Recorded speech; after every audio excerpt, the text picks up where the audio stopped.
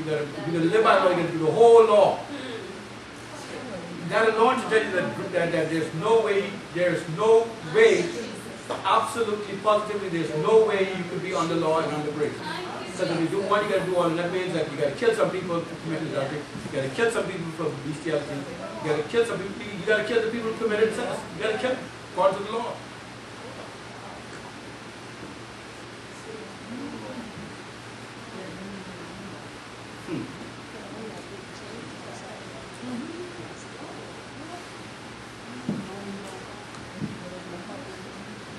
Turn to Genesis chapter 6.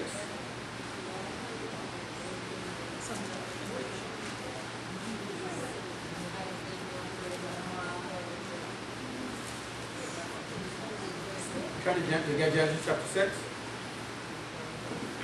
Look at verse 1. At this particular junction here in the Bible, we're going back now, back in time, this is approximately 2,000 years from Adam to this present moment.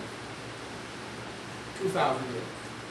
So within 2,000 years of creation, mankind, watch what happened. Verse 6, chapter 6, verse 1. And it came to pass, when man began to multiply on the face of the earth, and daughters were born unto them, that the sons of God saw the daughters of men, that they were fair, and they took them wives. So there's some fallen angels came down to earth, saw these beautiful women, and notice what it says. It says they took, which means that these women did not went willingly, they went against their will, because the angels, of course, they have actual powers and everything, and they forced them to be their wives. Watch this now.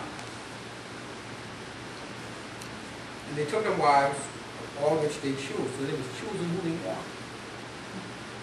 And the Lord said, my spirit shall not always strive with man. The word man is singular, so he's talking with men, he's talking with Adam. For he also is flesh, yet his days shall be 120. God said, we got him 120 more years to repent. During this time, Noah is preaching, it's going to rain. It's going to rain. It's going to rain. They say, man, you're joking. It ain't never rained from the time of creation started. It's going to rain.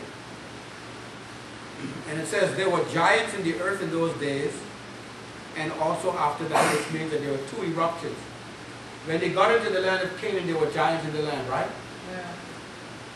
Now the purpose of this is called the antediluvian. Now the purpose of these giants was this.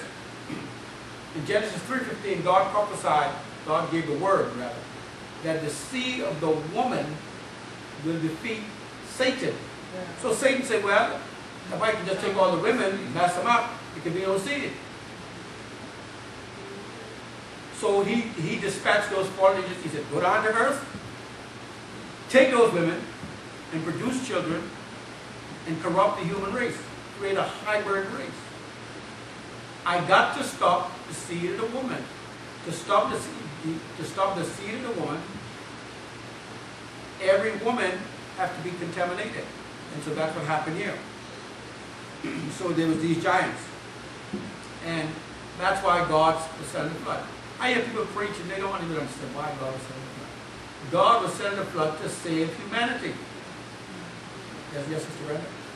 Pastor, with the fallen angels during the flood, did they die?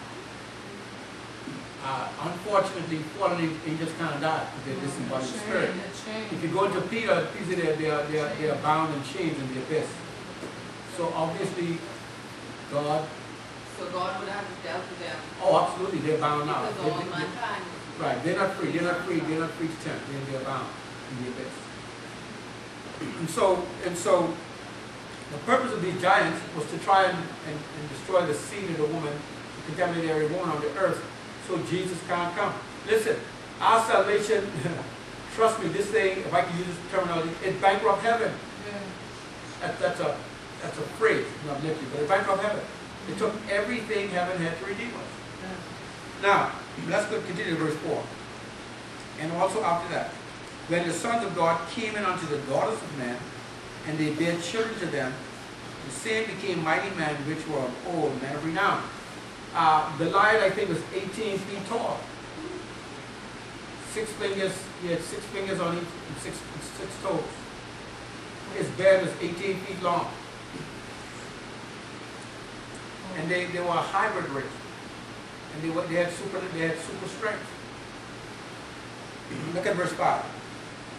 And God saw that the wickedness of man was great in the earth.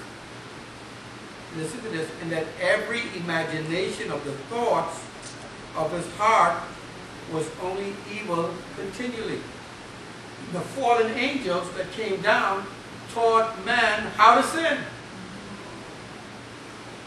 So they were going to man, they were going to dog, they were going to uncle, auntie.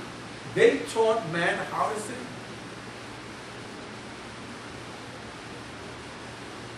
And so when God saw all of this, in verse 6 it says, and it repented the Lord that he had made man on the earth, and it grieved him at his heart. Now, number one, that's appears to be a contradictory statement, because the Bible says God is not a man that he should repent. Right? Yeah. How many of you heard it? Yeah. So what is it talking about? God is speaking as if God is a human being, so we could understand, not him.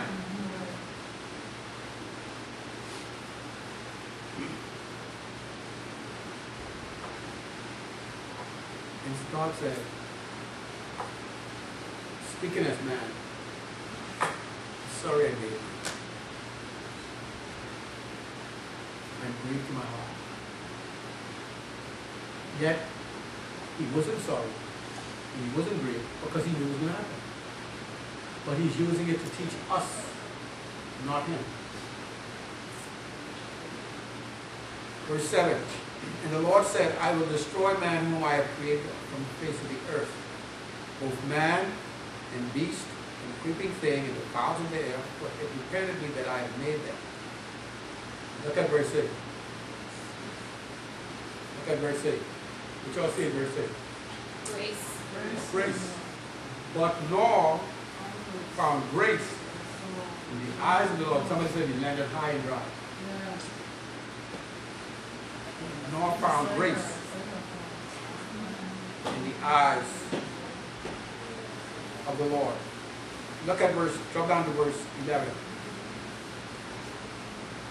And the earth also was corrupt before God, and the earth was filled with violence. Notice that there's nothing good. There's no good.